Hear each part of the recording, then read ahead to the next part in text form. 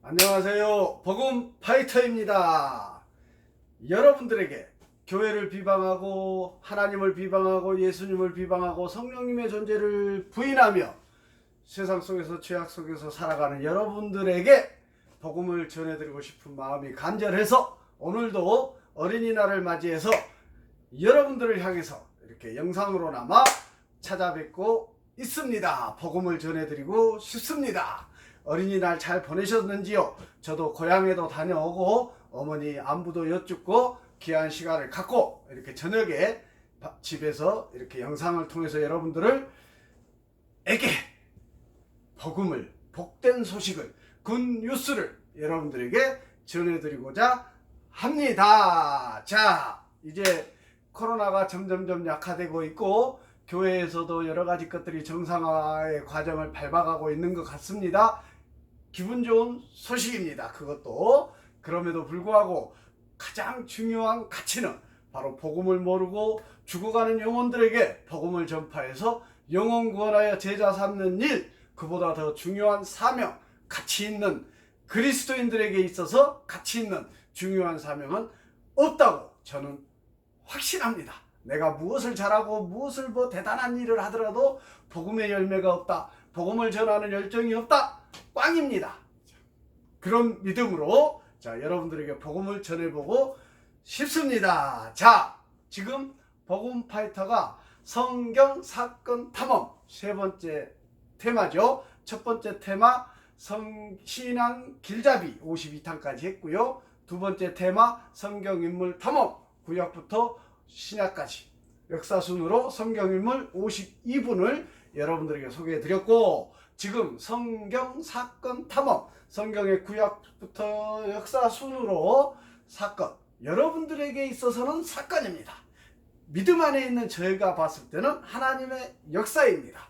그 역사, 사건을 여러분들에게 전해드리고 있답니다. 자, 오늘이 벌써 35번째 사건을 여러분들에게 전해드리고 싶습니다. 사건 번호 35번. 오늘은 예수님께서 지난 34번째 영상에서 예수님께서 이 땅에 오셨습니다. 그런데 그 예수님께서 침례를 주셔야 할 예수님께서 침례를 친히 받으시는 사건이 성경에 펼쳐지게 됩니다.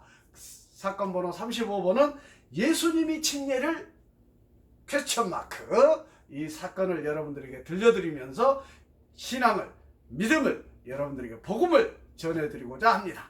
당연히 또 복음 도구를 통해서 각인시켜드리는 시간을 또 가져보도록 하겠습니다. 먼저 천국 주소 복음을 여러분들에게 전해드립니다.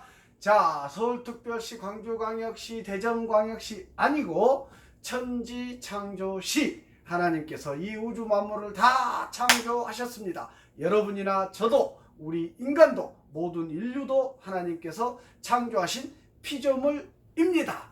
그런데 중요한 것, 하나님께서 창조한 피조물들 중에 최고의 걸작품은 우리 인간이라는 사실. 그러니까 여러분들을 향한, 하나님으로부터 구원의 은혜를 입지 못하고 있는 죄악 속에서 살아가는 여러분들을 향한 하나님의 마음, 긍휼하신 마음, 이 지금 인내하며 기다리는 그 마음이 어떠할지를 저는 느껴집니다. 여러분들은 못 느낄 수 있습니다. 저는 느껴진답니다. 정말로 간절한 마음으로 이 청지기 인생, 이 은혜의 시대를 하나님께서 인내하며 허락하고 계십니다. 제가 보기에 지금 당장이라도 심판의 날로 재림하셔도 될지언정 하나님께서 인내하고 계신다는 사실 분명하게 여러분들에게 전달해 드립니다. 저는 느낄 수 있답니다.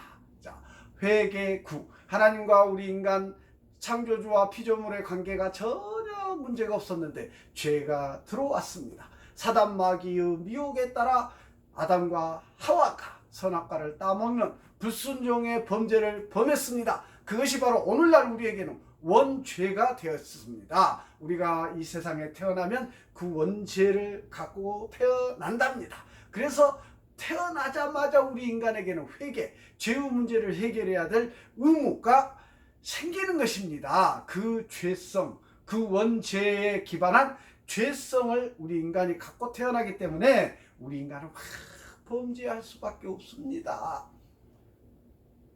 그러니까 날마다 우리는 회개하는 인생을 살아갈 수밖에 없는 나약한 존재라는 얘기입니다. 여러분들도 회개하십시오. 죄의 문제를 회개해야만 합니다. 그 죄의 문제의 해결의 시작이 회개입니다. 하나님 앞에 죄를 내려놓고 용서를 구하는 시간이 반드시 필요하답니다. 예수로 1번 길. 죄를 회개하면 하나님께서 용서하십니다. 그래서 우리 죄의 문제를 해결하기 위해서 예수님께서 이 땅에 오셨고, 우리 죄를 짊어지시고 십자가에 못 박혀 죽으셨고 3일 만에 부활하셨으며 승천하셔서 하나님 우편에 지금 앉아 계시며 재림하실 날을 기다리고 계십니다. 그 예수님께서 완전한 하나님, 완전한 인간, 두 속성을 다 가지고 있는 예수님께서 중보자로 지금 하나님과 우리의 관계를 중보하고 계십니다. 그래서 우리는 기도할 때 예수 그리스도의 이름으로 기도합니다 라고 마치게 됩니다. 오직 예수님의 이름으로 기도해야 예수님만이 중보자 되시기 때문에 기도가 올라가고 응답이 되고 가능합니다. 신천지 이만희의 이름으로 기도합니다. NO! 썩어빠질 인간의 몸으로 중보자의 자리에 절대 있을 수 없습니다. 인간은 그 누구라도, 목사라도 장로라도 권사라도 집사라도 이만이라도 별의별 인간 이단 교주들이 바글바글합니다. 바퀴벌레처럼 많습니다. 인간은 그 누구도 중보자가 될 수 없습니다. 오직 예수 그리스도만이 하나님과 우리 인간의 죄의 문제를 해결할 수 있고 중보자 되심을 믿고 죄를 회개하시고 그 예수님을 믿는 그 은혜를 누리시기를 간절히 바랍니다. 예수로 1번 길. 휴거 1, 2, 3, 4, 5, 6번지. 자, 죄의 문제가 해결된 자녀들이 하나님의 백성입니다. 은혜의 백성입니다. 하나님 예수님께서 불현듯 재림하실 때인데 그 재림의 날은 심판의 날입니다. 천국 백성과 지옥의 백성을 나누고 천국 백성은 휴거되어져서 예수님과 함께 천국으로 나아가는 은혜를 입을 줄 믿습니다. 지옥의 백성들은 불구덩이 속으로 지옥으로 들어가서 포스코 용광로에 있는 그 수만도보다 더 강한 뜨거움을 느끼지만 영원히 죽지 않는 그 형벌 가운데서, 고통을 가운데서 영원한 인생을 보내야 합니다. 우리 하나님의 백성들은 천국으로 휴거되어져서 천국으로 가서 영생을 누리게, 하나님과 예수님과 성령님과 함께 영생을 누리는, 평안을 누리는 삶을 살게 될 줄 믿습니다. 그 천국에는 결혼도 없고 부부도 없습니다. 그러니까 여기 이 세상에서 지금 우리가 부부와 부자지간의 관계가 있지만 죽어서 나중에 재림의 날 휴거되어져서 천국에 가면 그 관계는 아무 의미가 없습니다. 우리는 천사와 같은 신령한 옷을 입고 천국 백성으로 살아가기 때문입니다. 자, 1, 2, 3, 4, 5, 6번지 1. 한 분이신 분입니다. 유일하신 분이심을 기억하십시오. 2. 이분을 죽기까지 기억하셔야 합니다. 왜? 심판자이시기 때문입니다. 3. 삼위일체 하나님 되십니다. 성부 하나님, 성자 예수님, 성령님. 지금 이 시대가 성령의 시대입니다. 성령께서 내 안에 내주하여 계시는 내가 교회라고 말씀드렸습니다. 누누이. 자, 삼위일체 하나님 되십니다. 4. 사지에서, 죽음에서, 죄악에서 구원하실 유일하신 분이십니다. 5. 오직 예수 그리스도. 예수님만이 십자가에서 우리의 죄를 다 짊어지시고 십자가에서 죽으시고 부활하신 그 예수님만이 하나님과 우리의 사이에, 인간의 사이에서 중보자 되심으로 말미암아 그분만이 우리의 죄의 문제를 해결할 수 있고 우리를 구원하실 유일하신 분이십니다.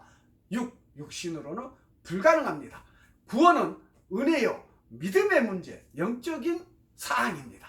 육신으로 내가 헌금을 많이 하고 무슨 은사를 가지고 뭔가 봉사활동을 많이 하고 사역을 많이 하고 이것이 구원의 조건이 아니라는 얘기입니다. 구원의 조건은 오직 믿음, 은혜로, 믿음으로 구원을 얻을 수 있습니다. 그 구원받은 백성들이 하나님 말씀에 순종하여 청직 인생을 살아갈 때에 앞에서 말한 다양한 일들, 사역들, 헌신, 봉사, 헌금, 예배, 다양한 일들을 해야 한다는 얘기입니다. 이 앞뒤가 바뀌는 경우가 너무 많기 때문에 주의해야 합니다. 이단 교주들이 자꾸 그 앞뒤를 바꾸고 말씀을 요상망측하게 바꿔서 여러분들을 미혹해서 지옥의 길로 인도해 갑니다. 이단 교주들은 사단 마귀의 쫄따구들, 정통교회 안에도 사단 마귀의 쫄따구 가짜 종들이 많습니다. 안타깝습니다. 우리는 말씀을 통해서, 성령의 충만함으로 말씀을 통해서 그런 분별력을 갖는 참 알고 그리스도인들이 되어야 할 줄 믿습니다. 여러분들이 꼭 제가 30년 전에 은혜로 믿음으로 하나님 앞에 나와왔던 것처럼 여러분들도 죄를 회개하고 예수님을 구주로 영접함으로 말미암아 하나님의 백성이 되시기를 간절히 소망합니다. 자, 35번째 사건 번호 35번, 예수님이 침례를 받으셨다? 퀘스천 마크, 물음표. 자, 한번 여러분들에게 들려드리겠습니다. 갈수록 눈도 잘 안 보여져서 펌프를 계속 키워도 점점 시력은 잘 안 보여지는 것 같습니다. 자, 구원자이신 예수님이 침례를 받으신 이유는 무엇일까요? 잘 들어보십시오. 저도 침례를 받았습니다. 자, 첫 번째, 예수님은 공생애를 시작하기 전 요단강에서 예수님보다 6개월 먼저 이 땅에 온 침례 요한, 예수님의 길을 예비하러 온 침례 요한으로부터 침례를 받으시는데, 당시 침례 요한은 요단강에서 많은 사람들에게 회개를 위한 침례를 베풀었다고 합니다. 베풀었습니다. 여러분들도 죄를 회개하고 예수님을 구주로 영접하면 반드시 거쳐야 할 과정이 침례입니다. 신앙 고백이기도 합니다. 그 침례를 통해서 내가 정말로 거듭난 사람이다, 하나님의 백성이다라는 것을 확증해낼 수 있는 것입니다. 자, 두 번째, 예수님은 무슨 이유로 침례를 받아야 했을까요? 저도 궁금합니다. 메시아로서 구원자이신 하나님이 왜 회개의 침례를 받아야 했습니까? 예수님은 죄가 없는 분이신데 왜 회개의 침례를 받아야 했을까요? 죄가 없는 분이신데, 침례 요한도 예수님을 알아보고 침례 주기를 거절했다고, 꺼려했다고 기록하고 있습니다. 자, 마태복음 3장 14절에서 요한이 말려 이르되, 예수님께서 침례를 받으시겠다고 하니까 요한이 말려 이르되 내가 당신에게서 침례를 받아야 할 터인데 당신이 내게로 오시나이까? 라고 침례 요한이 예수님께 거절하는 이런 말을 하고 있습니다. 자, 예수님은 침례가 하나님의 의를 이루기 위한 것이라고 말씀하십니다. 침례 요한에게 하나님의 의를 이루는 일이 바로 침례다라고 예수님께서 말씀하고 계십니다. 꼭 이해하시기 바랍니다. 받으시기 바랍니다. 하나님의 의에 대하여 생각해 봐야 합니다. 우리가. 세 번째, 자, 그러면 성경에서 말하는 하나님의 의는, 예수님께서 하나님의 의를 이루기 위해서 침례를 받아야 되겠다고 하고 침례 요한에게 침례를 받는데, 그러면 그 의가 무엇인지를 알아야 될 것 아닙니까? 자, 성경에서 말하는 하나님의 의는 도덕적 의를 가리키는 것이 아닙니다. 본질적으로 하나님의 의는 도덕적인 용어가 아니라 관계적 용어로서 하나님과 올바른 관계를 맺고 하나님의 뜻대로 행하는 것인데, 세상의 의와는 너무나 다를 수밖에 없습니다. 세상에서 아무리 의롭게 산다고 할지라도 그런 의로는 천국에 갈 수가 없습니다. 예수님은 하나님의 의를 이루기 위해 침례를 받으셨고, 또한 침례의 의미는 예수님이 자신의 구원의 백성과 자신을 동일시하고, 침례받은 구원의 백성들과 자신도 침례를 받음으로써 하나님의 백성들과 동일시한다고 합니다. 그들의 모든 아픔과 필요와 죄를 담당하겠다는 구속사적 의미를 갖고 있답니다. 침례는 예수님의 사역을 시작하는 공식적인 행사 하나입니다. 예수님의 사역을 시작하는 공식적인 행사 중에 하나가 바로 침례라고 합니다. 네 번째, 예수님께서 침례를 받을 때 하늘에서 비둘기 같은 성령이 예수님께 임했는데 사역을 감당하기 위해서 성령에 의해 공식적으로 기름 부음을 받았다는 것을 상징하는 의미를 갖고 있습니다. 그러니까 오늘날도 교회 안에서 어떤 일을 감당하기 위해서는 우리가 하나님 성령에 충만해야 됨이 너무나도 마땅하고, 그래서 우리가 무슨 일을 감당할 때 사역을 하고 교사로서, 장로로서, 임직자로서, 또 부르심받은 종으로서 어떤 하나님의 사역을 감당할 때 성령을 부어주시라, 성령에 충만하기를 위해 기도하는 것이 마땅하고, 그 성령의 인도하심에 따라 사역을 감당하는 것이 마땅합니다. 그럴 때에 교만하지 않습니다. 성령과 상관없이 내 의지로 뭔가 열심을 낼 때 인간은 교만해지고, 내가 교주가 되고, 내가 정말로 예수님인 양 이단으로 빠지게 되고 이단 교주가 되고 지랄 맞습니다. 성령과 아무 상관이 없을 때 그런 상황이 벌어질 수밖에 없습니다. 내 의지로 뭔가 열심히 하려고 할 때 막 화도 나고 지치게 되고 그렇습니다. 성령의 충만해서 성령의 인도하심에 따라 사도 바울처럼, 아브라함과 이삭과 야곱처럼, 다윗처럼, 요셉처럼 성령의 충만한 상태로 하나님께 순종하는 사역을 해갈 때에 결코 지치지 않고 하나님 안에서 은혜의 시간들을, 인생들을 살아갈 수 있는 것을 우리는 확인할 수 있습니다. 마태복음 3장 17절에서 이는 내 사랑하는 아들이요 내 기뻐하는 자라 라고 하늘로부터 성령이 내려와서 예수님을 향해서 그렇게 언급한다는 얘기입니다. 혹자는 예수님 침례 시 하나님 아들로, 자, 어떤 사람들은 예수님께서 침례를 받을 때 하나님 아들로 양자처럼 택함을 받았다고 주장하는 사람들이 있습니다. 즉 예수님이 평범한 사람이었는데 하나님 메시아 사역을 위해서 하나님 아들로 입양되었다라고 설명함으로써 예수님의 신성을 부인하는 무리들이 있다는 얘기입니다. 그런데 성경은 분명히 예수님은 하나님의 아들로 오셨고 창세전에 하나님과 함께 존재하셨던 하나님이셨다고 선언하고 있습니다. 자, 예수님이 십자가 고난을 위해 유대인들에게 잡히셨을 때 사내들인 공회 앞에서 자신을 하나님의 아들이라고 하자 대제사장은 예수님을 정죄하게 되는 성경의 내용이 나오게 됩니다. 자, 보십시오. 예수님께서 하나님의 아들인데 아들이라고 했는데 그를 정죄하고 결국 죽이기까지 하는 그 제사장들과 그 당시 목에 힘주고 정말 믿음 안에서 하나님의 종이라고 뻣뻣하게 살아갔던 그 제사장 무리들은 그러면 어떤 존재들이에요? 지금도 한국교회 안에 그런 존재들이 있다니까요.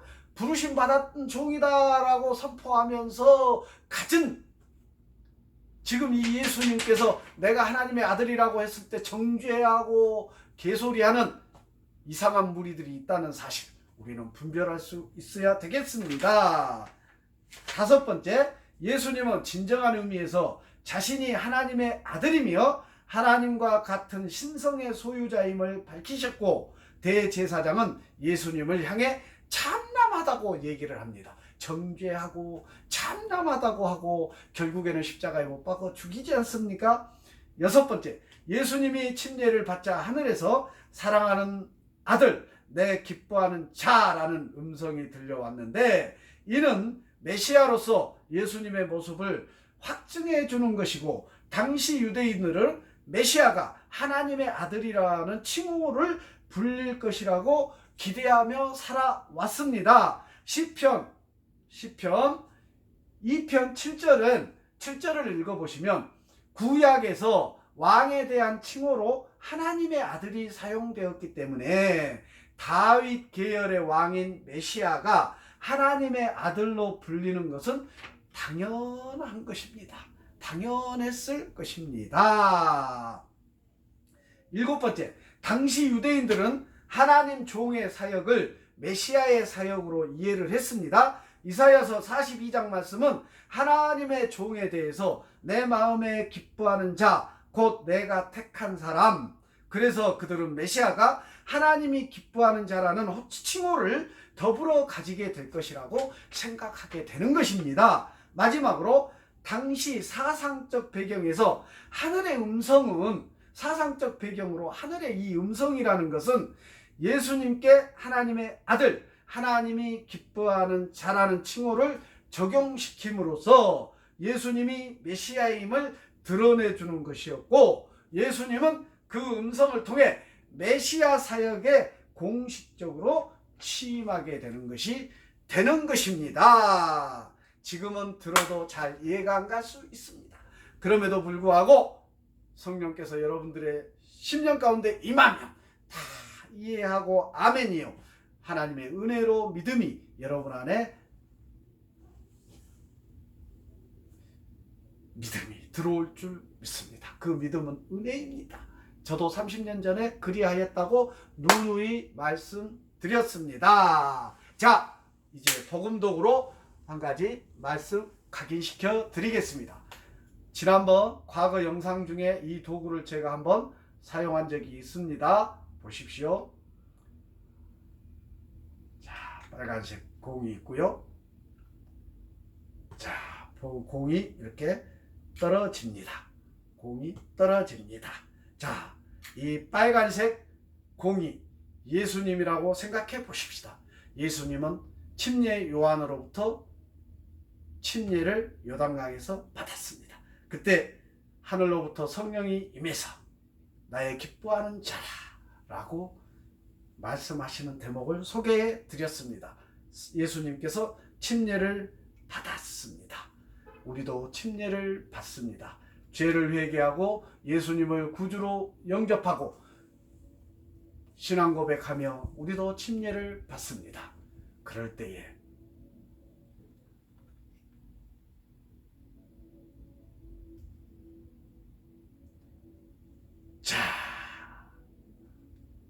우리는 성령의 충만함을 받고 이 청지기 인생을 성령과 동행하며 중보자 되시는 예수님을 의지하며 예수님의 이름으로 기도할 때에 하나님께서 응답해 주시는 그런 청지기 인생을, 하나님과의 관계가 회복된 인생을 살아가게 된다는 얘기올시다. 그래서 예수님께서 다시 재림할 때에 우리는 천국의 백성으로 휴거되어져서 예수님과 함께 천국으로 나아가 평안한 영생을 누리게 될 줄 믿습니다. 저는 여러분들도 그 영생을 누리는 구원받은 백성의 삶을 살아가시기를 간절히 강권하여 드립니다. 다시 한번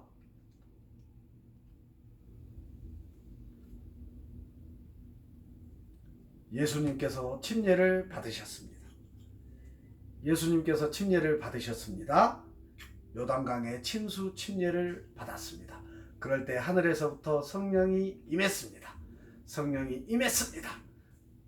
나의 기뻐하는 자라,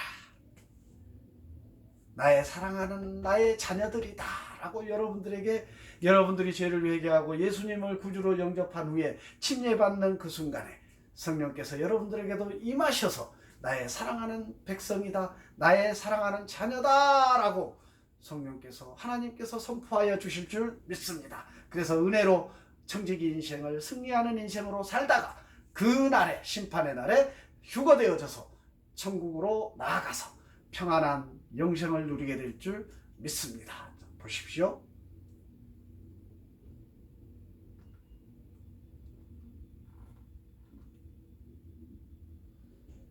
자, 성령께서 우리에게 충만하게 임하셔서 예수님께서, 성령께서 우리와 동행하심으로 말미암아 우리는 승리하는 삶을 살아갈 줄 믿습니다. 마지막으로 권해드리고 마칩니다. 죄를 회개하십시오. 예수님을 구주로 영접하십시오. 그리고 침례를 받음으로 말미암아 신앙 고백, 하나님으로부터 나의 자녀가 되었다 확증받는 여러분들 되시기를 간절히 강권하여 드립니다. 마치겠습니다.